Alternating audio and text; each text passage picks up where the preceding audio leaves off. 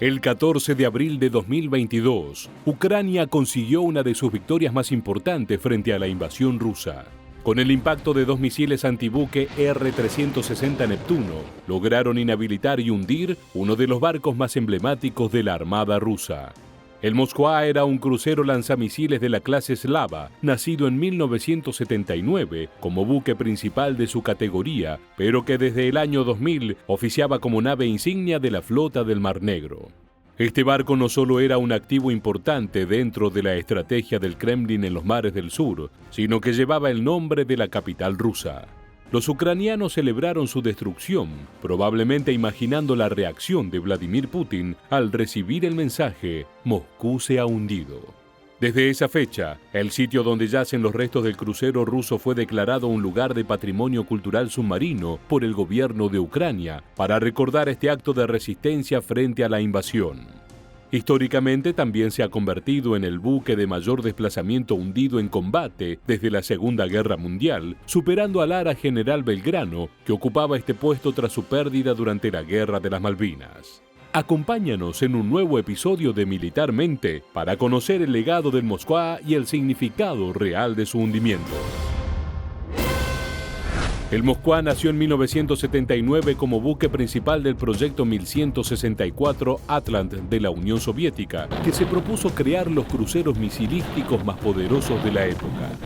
En ese momento fue bautizado como Slava y dio nombre a su clase. Irónicamente, la fabricación de este barco fue llevada a cabo en Ucrania, en los astilleros del Mar Negro, donde encontraría su final medio siglo más tarde como buque insignia de una fuerza invasora. Es que desde el año 2000, el Moskva servía como crucero principal en la flota del Mar Negro, la cual era una pieza fundamental en la estrategia de la Federación Rusa para dominar las aguas del sur de Eurasia. En febrero de 2022, con el comienzo de la invasión por parte del Kremlin, el buque se desplegó de Sebastopol hacia las costas del país donde nació, pero esta vez llevando muerte y destrucción sobre su cubierta. La actuación del crucero fue prácticamente inmediata y fue enviado solo con un barco patrulla a tomar la isla de las Serpientes. El 24 de febrero, Moskva abrió fuego desde sus cañones contra las posiciones ucranianas, causando un enorme daño. Desde el barco, los rusos pidieron la rendición incondicional de los guardias isleños, pero estos contestaron por radio: «Barco militar ruso, vete al demonio». En pocas horas, la furia del crucero aplacó la resistencia y tomó la isla de las Serpientes, capturando a los 13 soldados ucranianos sobrevivientes. Luego de este episodio, el Moskva condujo los patrullajes en el Mar Negro y se convirtió en una especie de ícono de la amenaza rusa para el pueblo ucraniano, hasta el punto de que el país emitió un sello postal que mostraba la ilustración de un soldado enfrentando en solitario al coloso metálico en las costas del Mar Negro. Como una especie de deseo vuelto realidad, a los pocos días de la impresión de la estampilla, la imagen pareció cobrar vida. El Moskva se acercó a unos 100 kilómetros de la costa de Odessa, pero no fue recibido por un heroico soldado solitario, sino por 2 poderosos misiles de crucero Neptuno que impactaron de lleno en el barco, dejándolo fuera de combate. El crucero estaba equipado con un sistema defensivo que teóricamente debía protegerlo de este tipo de amenazas, pero según los informes del Departamento de Defensa ucraniano, se habría utilizado un dron Bayraktar TB2 para distraer a los sistemas antimisiles del buque ruso. Inmediatamente el Moskva emitió señales de socorro, tanto electrónicas como el clásico SOS en código Morse. Un barco ruso respondió al pedido de ayuda del crucero y logró rescatar a 54 marineros, mientras que otros 27 resultaron desaparecidos y el capitán Anton Kuprin falleció junto a su buque.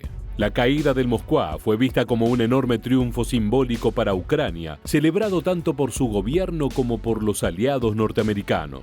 El consejero de Seguridad Nacional de los Estados Unidos, Jake Sullivan, señaló que la pérdida del Moskva representó un gran golpe para Rusia, tanto moral como propagandístico.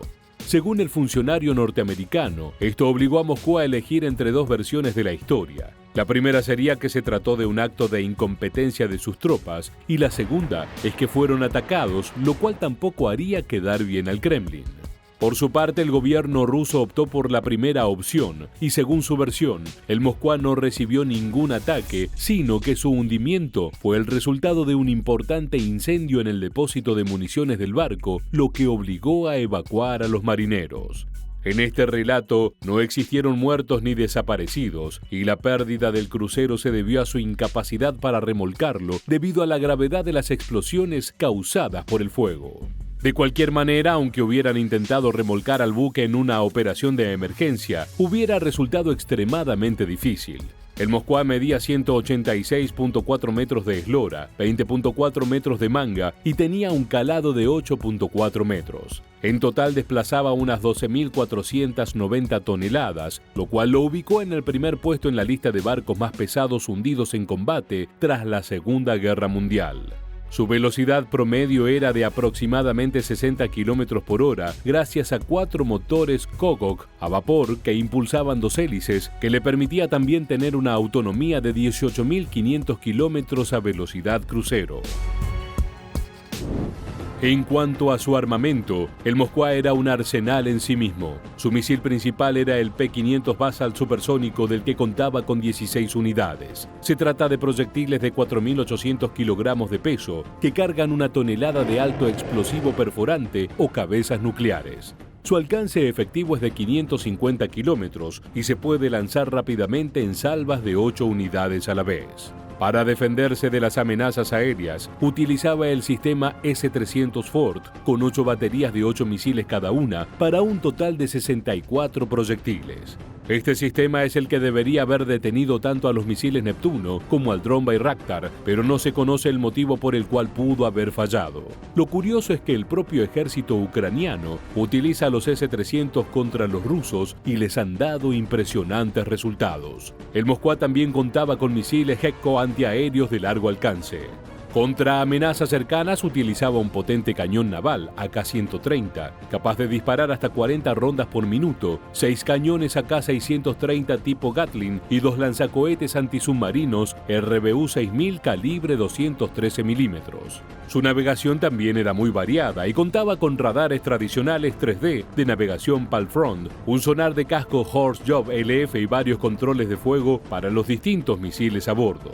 Lo curioso de todo es que el Moskva realmente era un buen barco, en el sentido de que durante casi 50 años había sido la estrella soviética del Mar Negro, que logró mantenerse en ese puesto de privilegio incluso durante el auge de la Federación Rusa. Si bien en el siglo XXI su lugar también era el de levantar la moral de su flota, en 2014 se ocupó individualmente de bloquear a la flota ucraniana durante la crisis de Crimea. Como una curiosa metáfora bélica, el hundimiento de este barco, nombrado como la ciudad más importante de Rusia, donde habita el poder político más significativo de toda la región euroasiática, es también un gesto simbólico para el bloque occidental, que al parecer ha logrado frenar con éxito el avance de Vladimir Putin. Muchas gracias por acompañarnos hasta el final. Permanece atento a nuestro próximo video.